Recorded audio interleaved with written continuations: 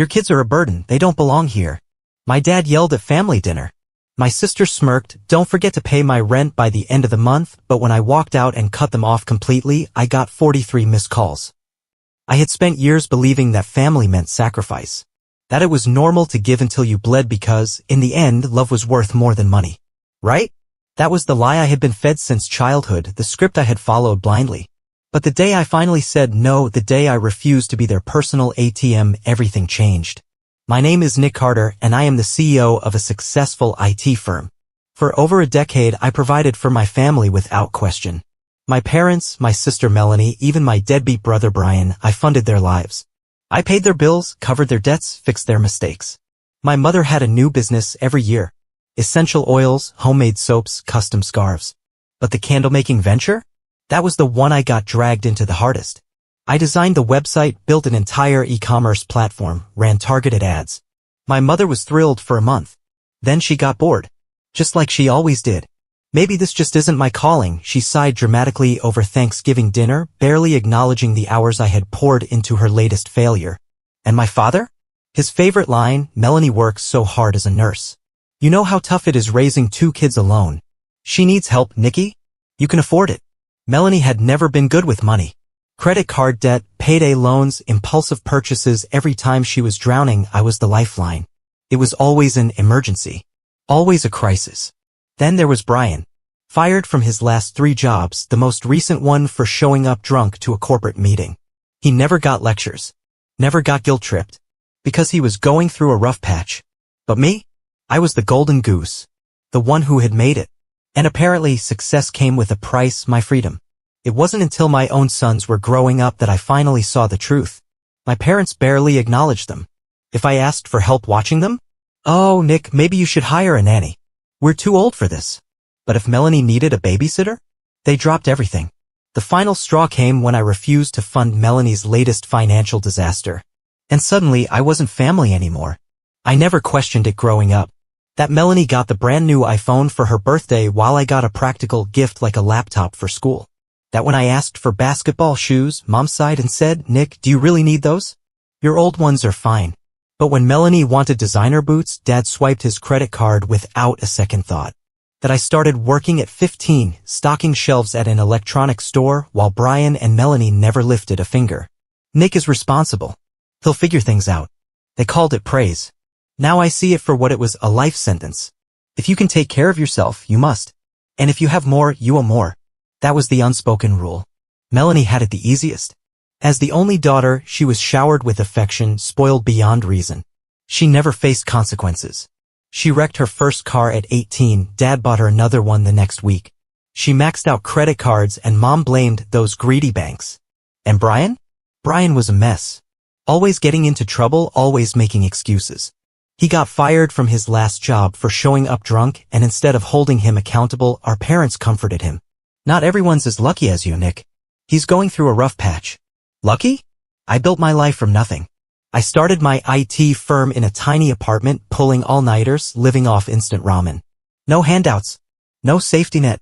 I clawed my way up, risking everything, while they coasted.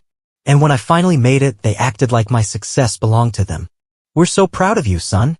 You're doing so well. And you know, family takes care of each other. That was always the line. The guilt trip wrapped in praise.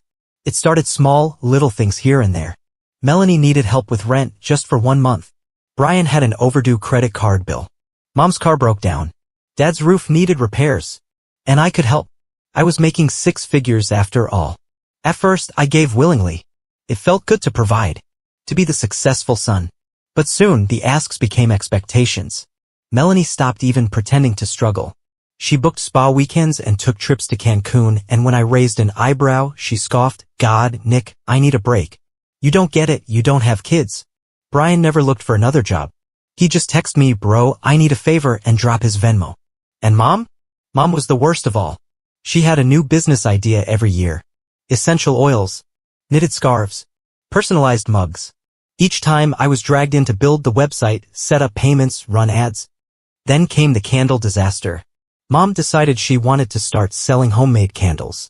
It's going to be huge, Nick. People love handcrafted stuff. I should have known better. But I spent weeks coding an e-commerce site for her.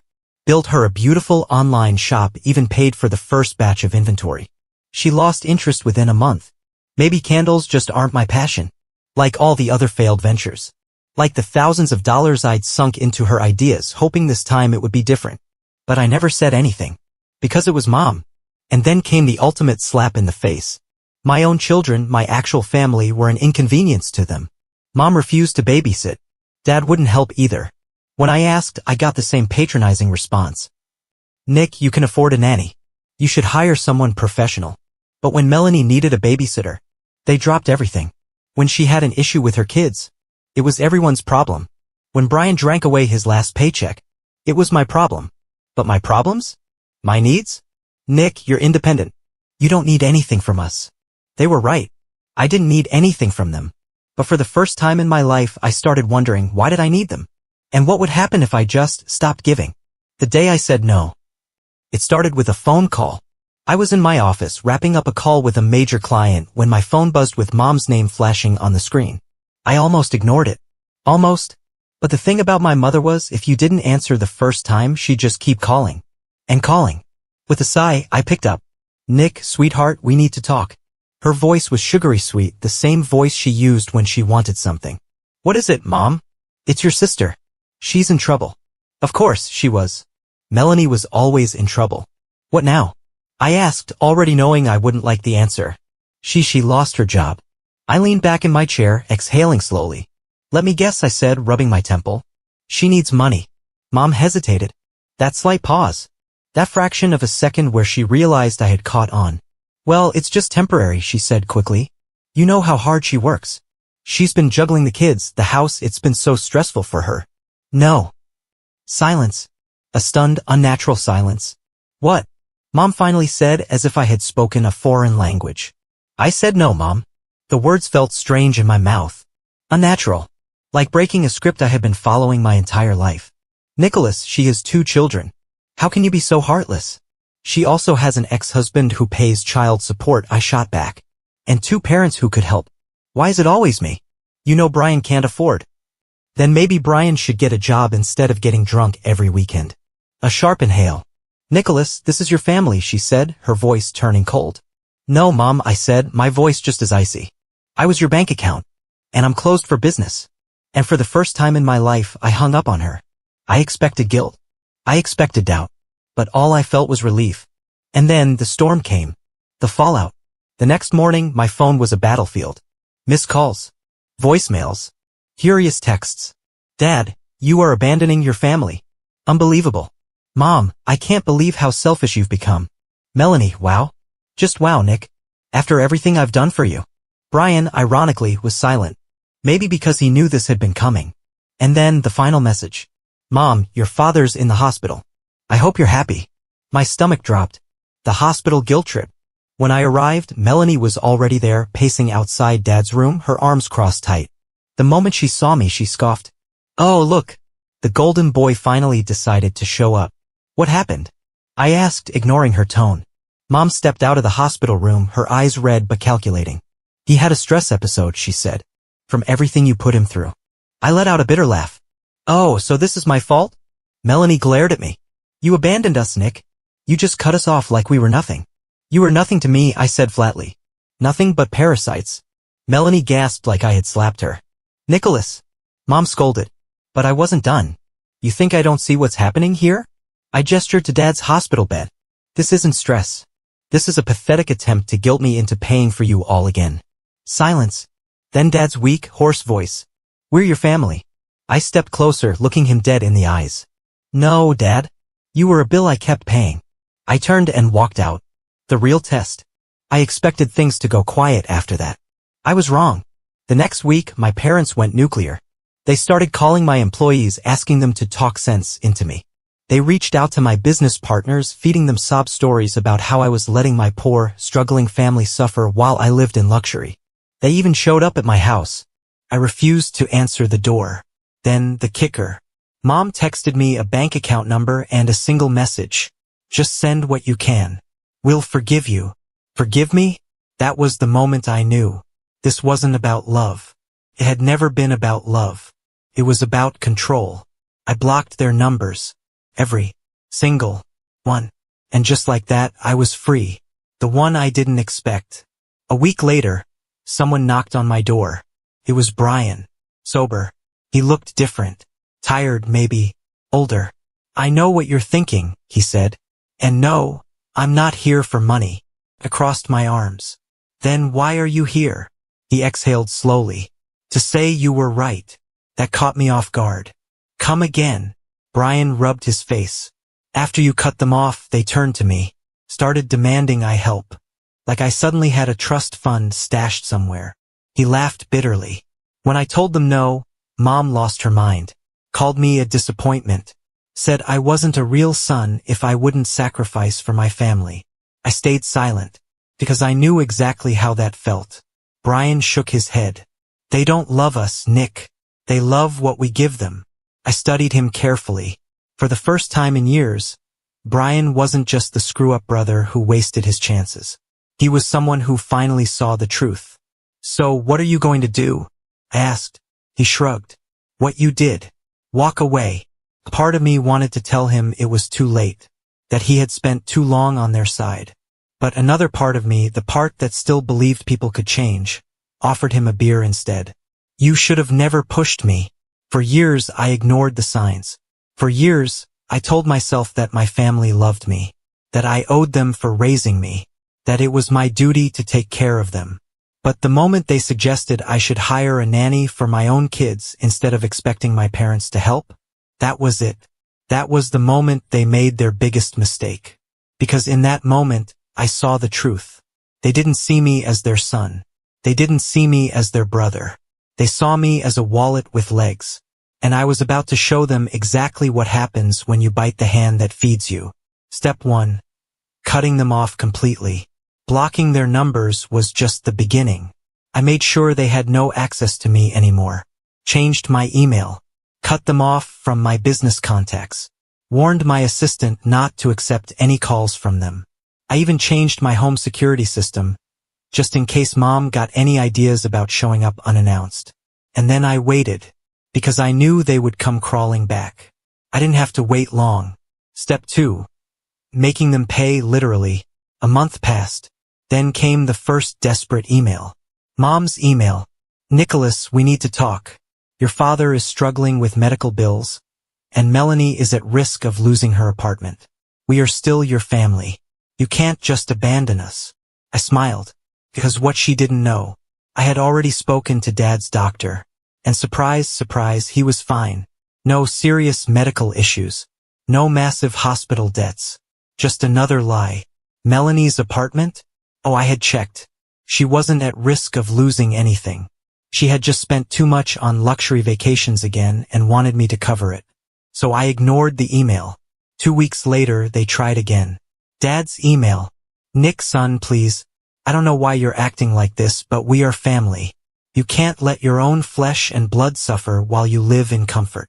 I laughed out loud at that one. Because wasn't that exactly what they had done to me for years? But now that the money had stopped flowing, they were suffering.